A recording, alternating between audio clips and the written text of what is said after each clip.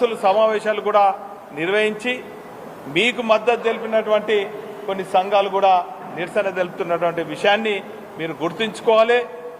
ఇప్పటికైనా మీరు ఇచ్చినటువంటి ఎన్నికల్లో ప్రజలకు ఇచ్చిన హామీలైనటువంటి 420 హామీలు 6 గ్యారంటీలు అమలుకై మీరు ప్రణాళిక సిద్ధం చేసుకోవాలి తప్ప ఇదేదో సదస్సులు నిర్వహించి ఒకసారేమో రేషన్ కార్డు కావాలంటారు, ఒకసారేమో ఆధార్ కార్డు కావాలంటారు, ఈ లింక్ అంటారు, ఆ లింక్ అంటారు.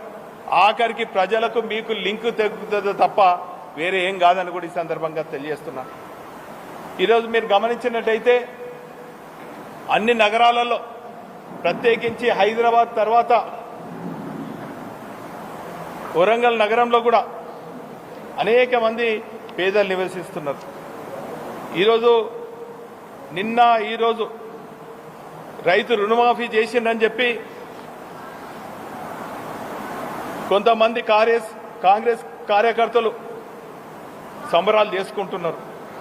సరే, సంతోషం. కొంతమందికైనా కూడా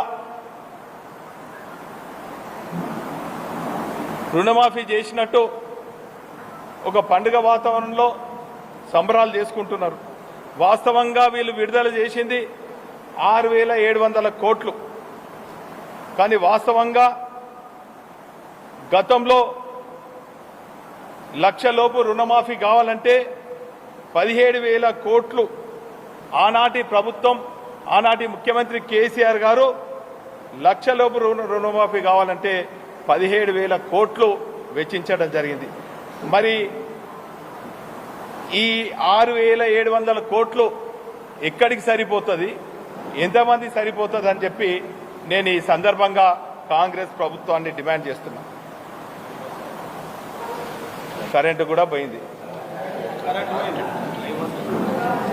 కాబట్టి ఇట్లా కరెంటు కూడా కట్లు అవుతున్నాయి. గతంలో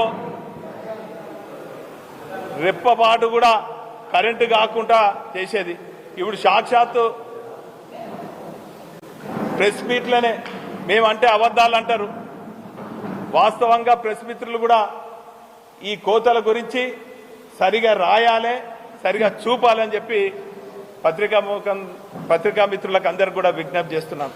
అంటే ప్రజలు ఏ తీరుగా ఎన్ని రంగాలలో కష్టాలు పొందుతున్నారో అనుభవిస్తున్నారో తెలుసు. ఈరోజు చాలామంది గ్రామాలలో ఫలానా రైతులకు మేము రుణమాఫీ చేసినామని చెప్పి పేర్లతో ప్రకటన చేస్తున్నారు. చాలా సంతోషం. ఈ సందర్భంగా అధికారులను, కాంగ్రెస్ నాయకులను, ప్రజాప్రతినిధులను డిమాండ్ చేస్తున్నాం. ఆ గ్రామంలో, ఆ యూనిట్లో ఉన్నటువంటి రైతులకు రుణమాఫీ చేయని స్థితిలో ఎంతమంది ఉన్నారు, ఆ గ్రామంలో ఎంతమందికి రుణమాఫీ చేసిండ్రు, ఎంతమందికి చేయలేదు, వాళ్ళ పేర్లు కూడా చేయండి. ఒకవేళ చేయకుంటే ఎందుకు రుణమాఫీ చేయలేదో మీరు స్పష్టంగా ప్రజలకు, రైతులకు తెలియజేయవలసిన బాధ్యత మీపై ఉన్నదని కూడా ఈ సందర్భంగా కాంగ్రెస్ ప్రభుత్వాన్ని డిమాండ్ చేస్తున్నాం.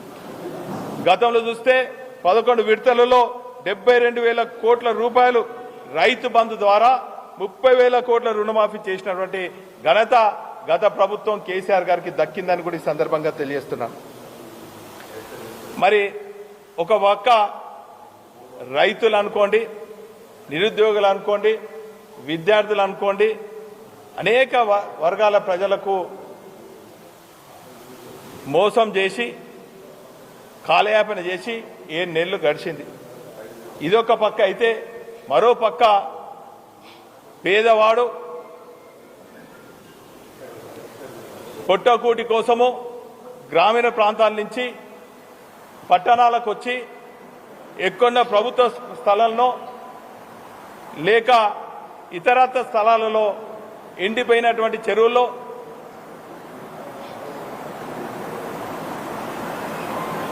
పొట్టకూటి కోసం కూలి చేసుకుంటూ కిరాయిలు కట్టలేని, స్థలాలు కొనుక్కోలేని నిరుపేదలు అక్కడక్కడక్కడ గుడిసెలు వేసుకున్నారు. అందులో హైదరాబాద్ తర్వాత అతిపెద్ద నగరంగా పిలువబడే ఈ చారిత్రాత్మక నగరంలో కూడా గత 56 ఏళ్ల నుంచి, మేము పుట్టనప్పటి నుంచి కూడా అనేక మంది పేదవాళ్ళు ఈ నగరాలలో ప్రభుత్వ స్థలాలలో, ఎండిపోయిన చెరువులలో, కుంటలలో గుడిసెలు వేసుకొని నివసిస్తున్నారు. 75 ఏళ్ళు పాలించినటువంటి కాంగ్రెస్ ప్రభుత్వం ఏ రోజు కూడా పేదవాళ్ళని పట్టించుకోలేదు. వారి దరిదాపున కూడా రాలేదు. ఈ పేదవాళ్ళ స్థలాలు పెద్దలకు కట్టబెట్టాలని చెప్పి అనేక సందర్భాలలో ఆ గుడిసెలను కూడా ఖాళీ చేయించి మరి దాన్ని ఇక్కడ ఉన్నటువంటి నగరపాలక సంస్థ ద్వారానో ఇంకా కూడా ద్వారానో వేలం చేసి మరి ధనార్జన పొందింది తప్ప పేదవాళ్ళకు పట్టాలి ఇవ్వాలని ఏ రోజు కూడా ఆలోచన లేదు. 93లో కూడా 89 నుంచి 93 వరకు కూడా నాకు ఊహ తెలిసినప్పటి నుంచి, నేను విద్యార్థి నాయకుడు ఉన్నప్పటి నుంచి అప్పుడు కూడా కాంగ్రెస్ ప్రభుత్వం ఉన్నది. అప్పుడున్నటువంటి పరిస్థితులలో ఇందిరానగర్, హన్మకొండ చౌరస్తా దగ్గర ఉన్న ఇందిరానగర్ అనుకోండి, పోచమ్మ గుంట అనుకోండి, బస్టాండ్ దగ్గర ఉన్నటువంటి మరి అంబేద్కర్ నగర్ అనుకోండి, లేక సమ్మయ్య నగర్ అనుకోండి, ఈ తీరుగా అనేక ప్రాంతాలలో ఆనాడు ఉభయ కమ్యూనిస్టు అయినటువంటి సిపిఐ సిపిఎం ఆధ్వర్యంలో పేదలు గుడిసెలు వేసుకునే విధంగా వాళ్ళు పోరాటం చేశారు. వాళ్ళు ఎన్ని పోరాటాలు చేసినా కూడా పట్టాలు ఇవ్వలేకపోయినరు. ఆనాటి కాంగ్రెస్ మొండి ప్రభుత్వాన్ని మెడలోంచి పట్టాలు ఇవ్వలేని పరిస్థితుల్లో వాళ్ళు ఉండే. కానీ 94లో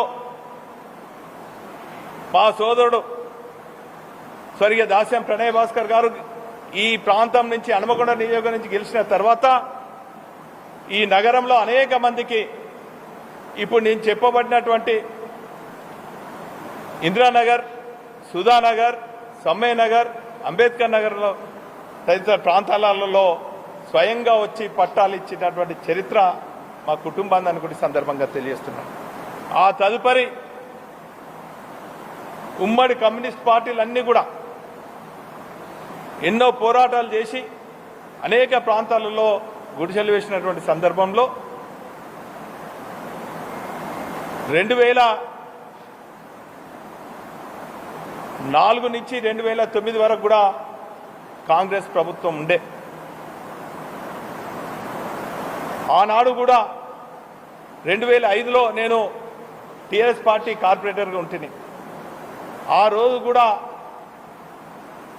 అనేక నగరంలో ఉన్నటువంటి పోచమ్మకుంట, ప్రగతి నగర్, నాగేంద్ర నగర్ తదితర ప్రాంతాలలో కూడా ఆనాటి కాంగ్రెస్ ప్రభుత్వం వారికి పట్టాలు ఇవ్వకుండా బ్యూటిఫికేషన్ కింద ఆ గుడిసెలు తీసేస్తుంటే టీఆర్ఎస్తో పాటు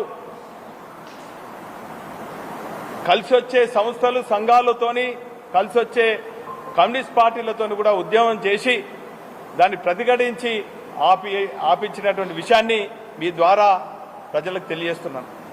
ఆ తదుపరి